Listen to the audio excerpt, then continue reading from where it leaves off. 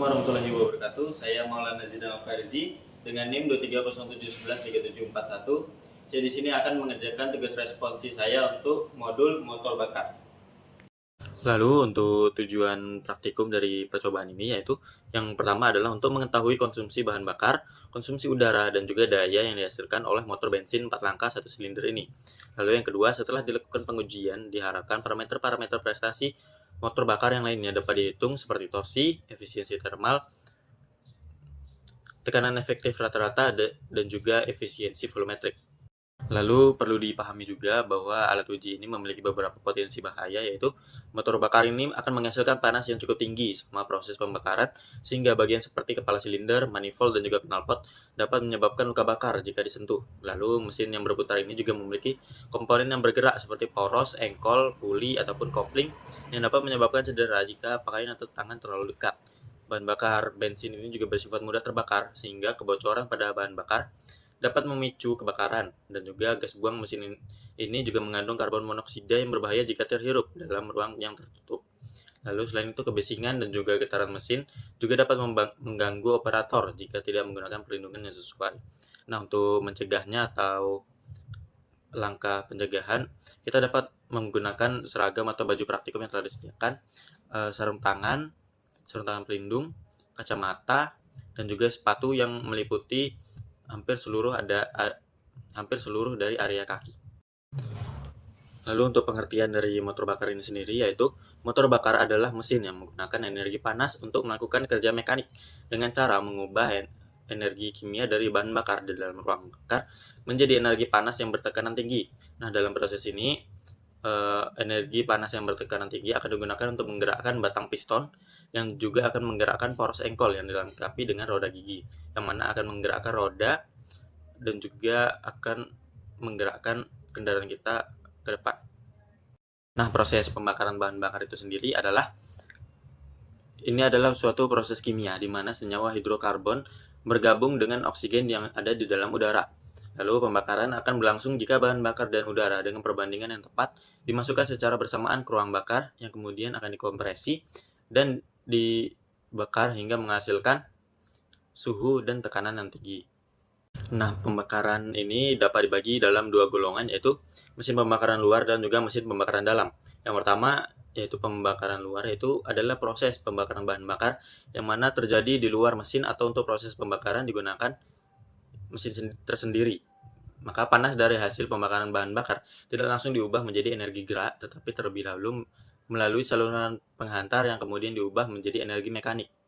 Nah, umumnya mesin ini memiliki efisiensi thermal yang relatif rendah. Lalu contoh pemanfaatannya yaitu mesin uap untuk menggerakkan turbin uap. Lalu yang kedua ada proses pembakaran dalam, yang mana proses pembakaran bahan bakar terjadi di dalam mesin, dan panas yang bertekanan tinggi dari hasil pembakaran dapat diubah langsung menjadi energi mekanis, seperti pada turbin gas, motor bakar torak, dan juga mesin propulsi pancar. Nah, motor bakar torak ini dibagi dalam dua golongan, yaitu yang pertama ada motor bensin dan yang kedua ada motor diesel.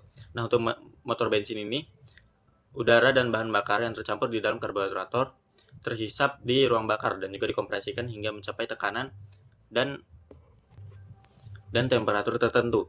Lalu akhir langkah adalah kompresi. Busi akan memercikan api sehingga terjadi pembakaran. Nah, yang kedua ada motor diesel, yaitu udara akan terhisap ke dalam ruang bakar lalu dikompresi sehingga mencapai tekanan yang sangat tinggi. Lalu bahan bakar diinjeksikan dan dikabutkan ke dalam ruang bakar sehingga terjadi pembakaran sesaat setelah terjadinya pencampuran dengan udara. Untuk prinsip kerja dari motor bakar ini, kita akan mengambil contoh dengan prinsip kerja dari motor bensin. Nah, untuk prinsip motor bensin 4 langkah secara sederhana itu dimulai dengan pencampuran udara dan bahan bakar pada karburator dan dihisap masuk ke dalam silinder. Gas campuran ini akan dikompresikan oleh gerak naik torak yang kemudian dibakar dengan percikan api dari busi. Kemudian akibat terbakarnya campuran bahan bakar dan udara ini akan menghasilkan suhu dan tekanan yang tinggi.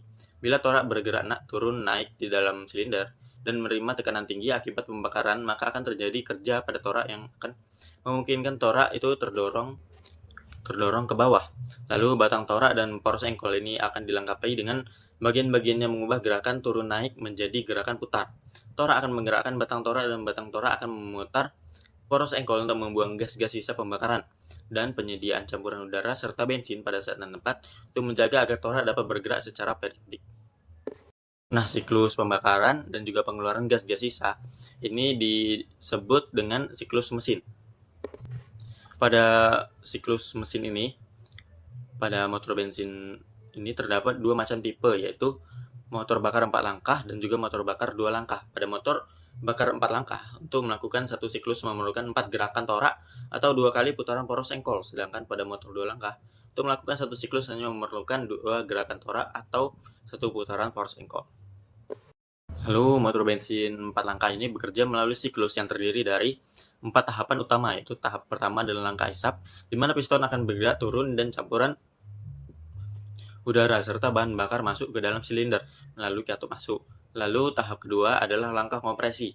Piston bergerak naik sehingga campuran udara dan juga bahan bakar terkompresi dan tekanannya meningkat. Pada akhir kompresi, busi akan memercikkan api sehingga terjadinya pembakaran. Lalu tahap ketiga adalah langkah usaha atau langkah tenaga. Gas ini akan menghasilkan pembakaran yang bertekanan tinggi, mendorong piston ke bawah sehingga menghasilkan kerja mekanik pada poros engkol. Lalu tahap terakhirnya adalah langkah buang. Piston akan bergerak naik kembali dan mendorong gas sisa-sisa pembuangan melalui katup buang.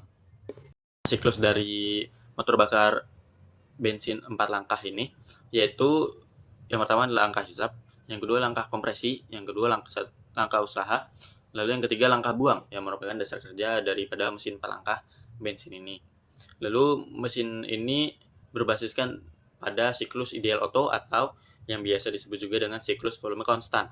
Skema kerja dari alat uji motor bakar ini, pada praktikum ini ada beberapa komponen utama, yaitu mesin motor bensin menjadi sumber energi utama. Poros mesin akan dihubungkan dengan dynamometer yang berfungsi sebagai alat pembebanan sekaligus alat ukur torsi.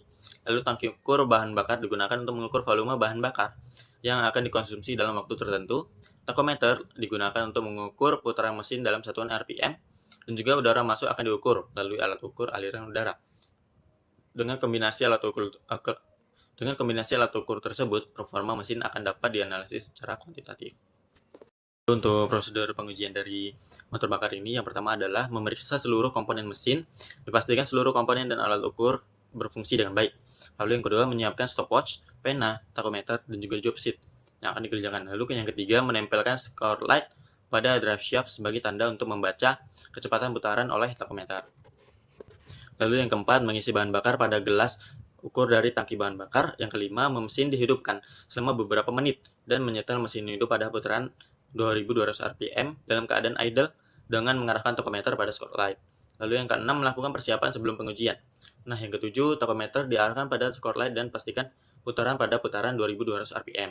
Lalu yang kedelapan, beri beban sebesar 0,25 kg per cm persegi yang dapat dilihat pada pressure gauge.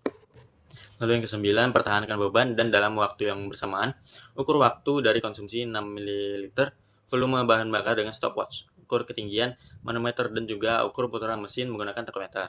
Yang ke-10, catat data pada job sheet. Lalu yang ke-11, pengujian akan diulang dengan beban berikutnya, sama seperti prosedur nomor 8 sampai nomor 10. Namun beban 0,25 kg per cm persegi pada prosedur nomor 8 harus terus dinaikkan secara bertahap hingga mesin mati. Nah, untuk mekanisme energi masuk dan keluar, dalam sistem ini terdapat mekanisme aliran energi yang cukup jelas, yaitu energi masuk berasal dari energi kimia bahan bakar yang dinyatakan dalam nilai kalor bahan bakar. Lalu energi tersebut akan melalui proses pembakaran, yaitu perubahan menjadi energi panas. Sebagian energi panas akan diubah menjadi energi mekanik pada piston dan juga poros engkol. Energi mekanik tersebut akan muncul sebagai daya poros mesin. Sebagian energi lainnya hilang dalam pembentuk panas ke dinding silinder, sistem pendinginan, dan juga gas buang. Oleh karena itu, efisiensi termal mesin selalu lebih kecil dari 1. Untuk beberapa parameter yang diukur pada percobaan kali ini, yaitu yang pertama ada parameter gaya yang ada pada rem. Lalu untuk mengetahui besarnya gaya yang bekerja pada rem, itu dapat diperoleh menggunakan persamaan F sama dengan P dikali A. F di sini adalah gaya dengan satuan kilogram, yaitu hasil perkalian antara luas piston atau silinder roda, yaitu A dengan satuan cm persegi, dan juga tekanan minyak, yaitu P dengan satuan kilogram per cm Sekian video respons saya untuk modul motor bakar ini.